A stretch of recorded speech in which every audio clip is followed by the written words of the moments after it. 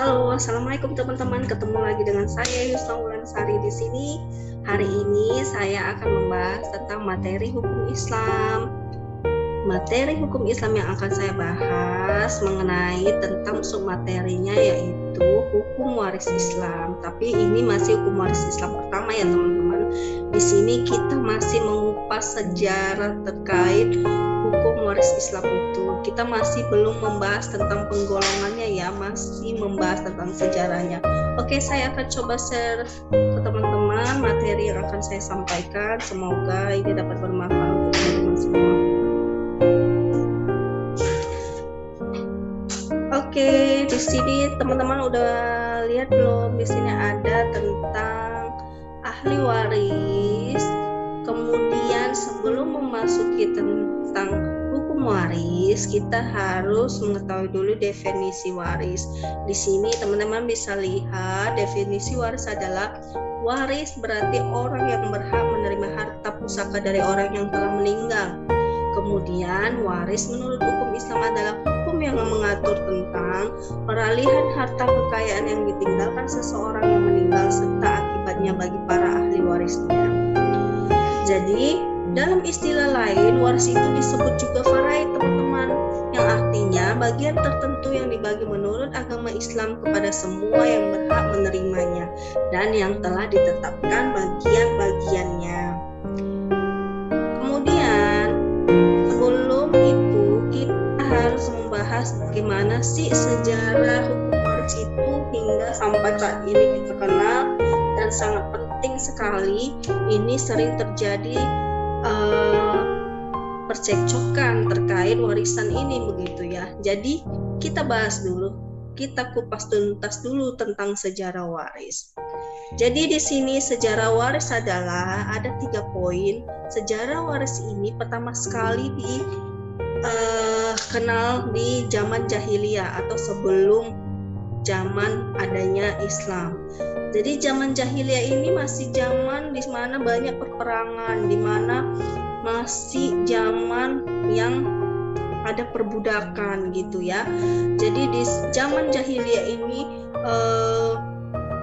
anak-anak dan perempuan itu sangat didiskriminasi lah, sangat tidak bisa menjadi bagian dari penerima hak waris tersebut. Di zaman jahiliyah ini hanya 3 yang bisa menerima hak waris itu, yaitu 1. Pertalian kerabat atau yang dikenal dengan al-qarabah. Al-qarabah itu apa sih? Jadi kekerabatan itu adalah di zaman pertalian kerabat ini maksudnya hubungan nasab antara orang yang mewariskan dengan orang yang mewarisi yang disebabkan oleh kelahiran. Kemudian hubungan kekerabatan di sini maksudnya seorang dapat menerima warisan adalah jika merupakan laki-laki yang mempunyai kekuatan dalam melakukan pembelaan atau perlindungan untuk memelihara kelompoknya atau sukunya. Jadi maksudnya di sini laki-laki yang sudah dewasa yang mampu berperang ya, berperang menunggang kuda dan menjaga kelompoknya atau sekutu-sekutunya, atau setidaknya yang dilindungi adalah keluarganya sendiri. Jadi aturan ketat di masa jahiliyah ini tentang waris kekerabatan berdampak pada anak-anak dan perempuan tidak dapat mewarisi gitu. Kemudian dikenal juga pewaris yang memiliki janji prasetia atau yang disebut al-hib wa al-mu'aqadah. Jadi janji prasetia itu adalah maksudnya dorongan dan dukungan yang didasari oleh kemauan bersama untuk saling membela jiwa raga dan kehormatan sesama. Jadi maksud isi dari perjanjian prasetia itu yang saya baca dari buku karangan Fathur Rahman tentang ilmu waris yang dicetak tahun 1981, dicetak di Bandung oleh Al-Marif. Di situ ada janji prasetia yang menyatakan bahwasanya darahku darahmu, pertumpahan darahku pertumpahan darahmu, perjuanganku perjuanganmu, perangku perangmu, damaiku damaimu, kamu mewarisi hartamu, aku mewarisi hartamu, kamu dituntut darahmu karena aku, dan aku dituntut darahku karena kamu, dan diwajibkan membayar denda sebagai ganti nyawaku. Aku pun diwajibkan membayar denda sebagai pengganti nyawamu. Jadi janji prasetya itu isinya itu yang saya kutip dari buku karangan Fathur Rahman yang membahas tentang ilmu waris. Kemudian apabila salah satu pihak yang meninggal dunia, maka pihak lain yang masih hidup berhak mendapat harta peninggalan partnernya sebanyak 1/6 bagian harta peninggalannya. Adapun sisa harta setelah dikurangi 1/6 dibagikan kepada ahli warisnya. Kemudian di zaman jahiliyah ini ada waris pengangkatan anak atau adopsi. Maksudnya di sini anak bisa diadopsi, tetapi anak yang diadopsi yang diutamakan adalah anak laki-laki yang kuat, yang fisiknya kokoh, yang mampu untuk diajak berperang dan mempertahankan sekutunya atau kelompoknya. Jadi pengangkatan anak ini mulai diterapkan, dicontoh pada ilustrasinya, yaitu sebelum Nabi Muhammad SAW mengangkat Zaid ibnu Harisah menjadi anak angkatnya, dan dikatakanlah Zaid bin Muhammad.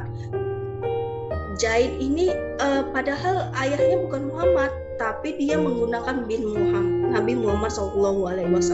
Kemudian contohnya lagi Salim, Abu Hujaifah ibnu Utbah mengangkat Salim menjadi anaknya.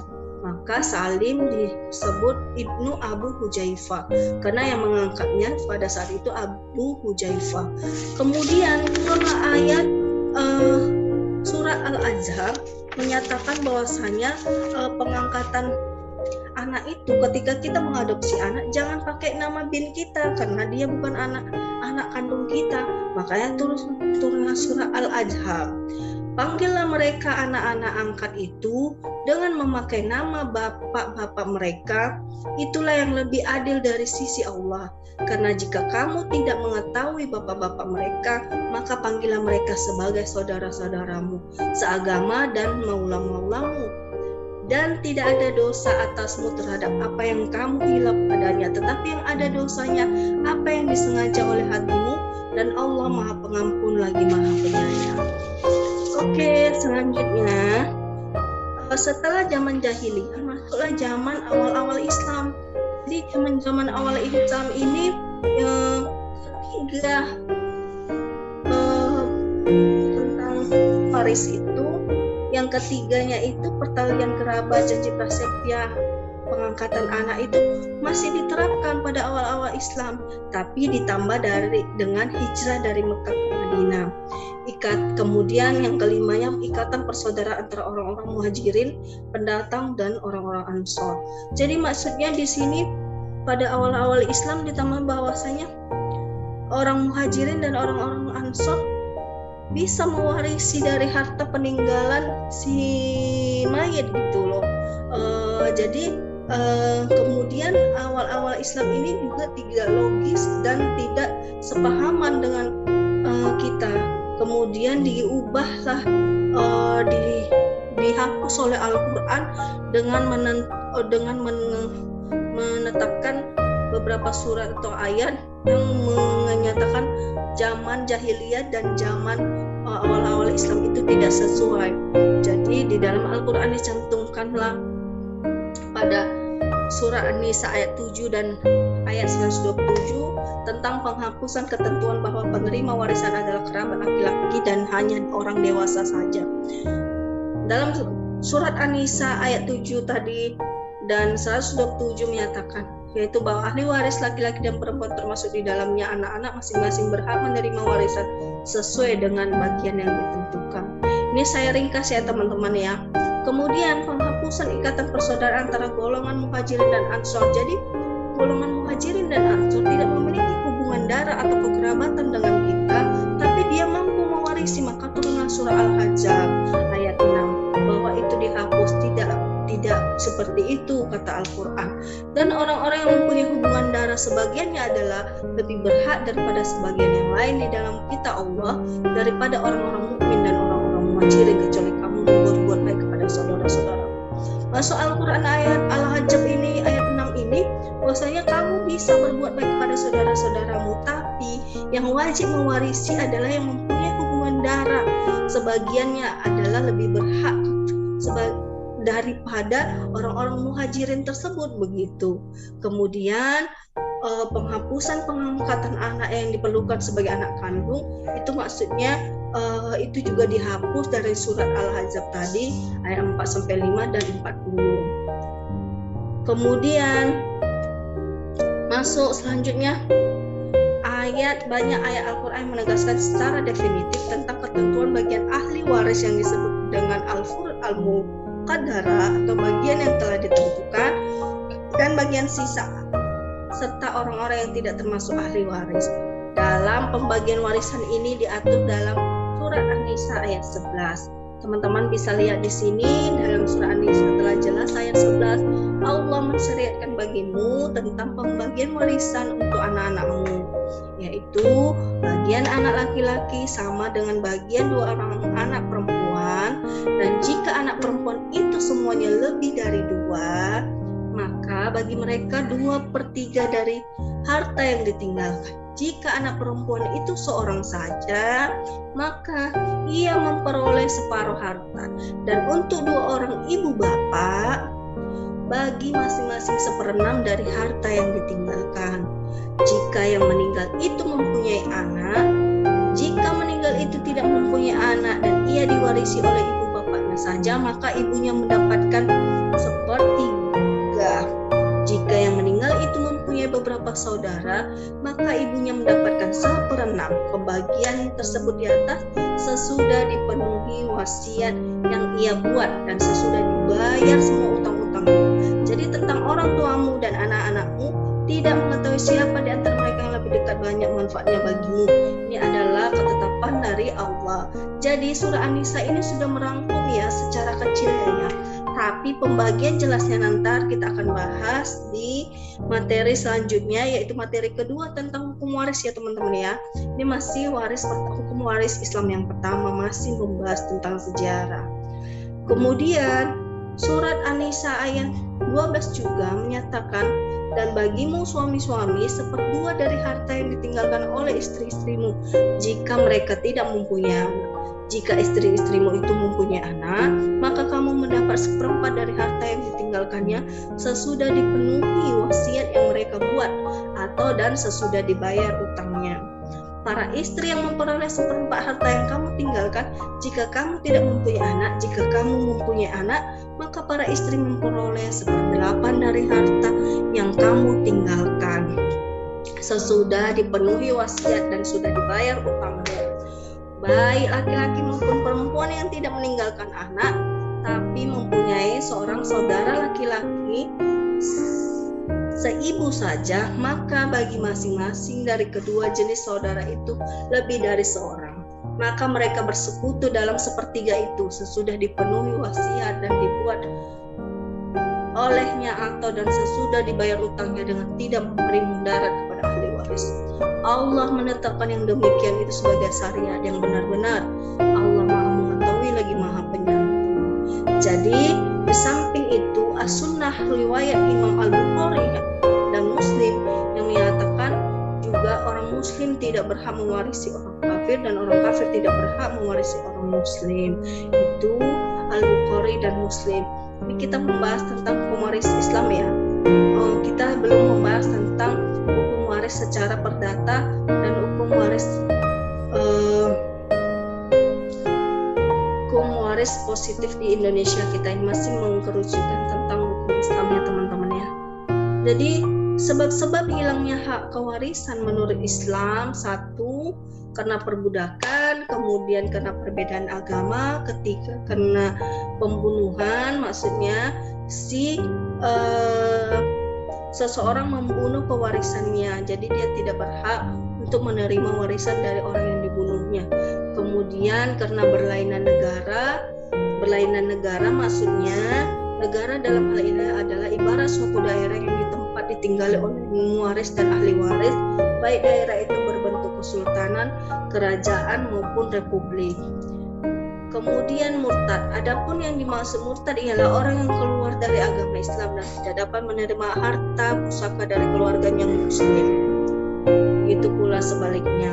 Kemudian golongan ahli waris laki-laki itu ada banyak nih, ada 10 nih. Teman-teman bisa baca di sana. Di sana ada anak laki-laki, cucu laki-laki dari anak laki-laki, kemudian ayah, kemudian kakek, kemudian saudara laki-laki sekandung, saudara laki-laki dari ayah, kemudian paman, anak laki-laki, suami, tuan laki-laki yang memerdekakan budak. Kemudian ada ahli waris perempuan, yaitu anak perempuan dari anak laki-laki, ibu, nenek, saudara perempuan, istri, tuan wanita yang memerdekakan budak. Maksudnya ini bosnya perempuan gitu, majikannya perempuan gitu, dia memerdekakan budaknya. Kemudian ahli waris yang tidak pernah gugur dapat warisan yaitu suami, istri, ibu, ayah, anak yang langsung dari pewaris. Kemudian ahli waris asabah dan macam-macamnya. Di sini teman-teman bisa lihat asabah itu apa sih? Maksudnya yang mewarisi yang paling dekat, yaitu yang paling dekat ya.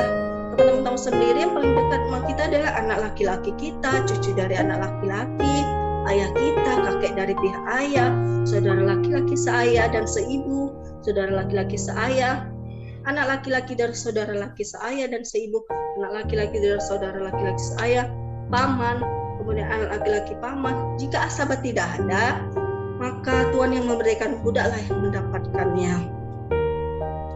Oke, teman-teman, sampai di sini dulu pembahasan saya. Sekian dan terima kasih. Salam dari saya Yusuf Sari. Jangan bosan ya teman dalam YouTube channel saya. Jangan lupa di klik subscribe, klik like dan komen ya teman-teman ya. Oke. Semoga yang saya sampaikan ini bermanfaat untuk semuanya dan mendapat amal jariah bagi saya. Dan kita tunggu YouTube saya selanjutnya masih tentang membahas hukum waris yang kedua, pembagiannya. Oke. Assalamualaikum warahmatullahi wabarakatuh.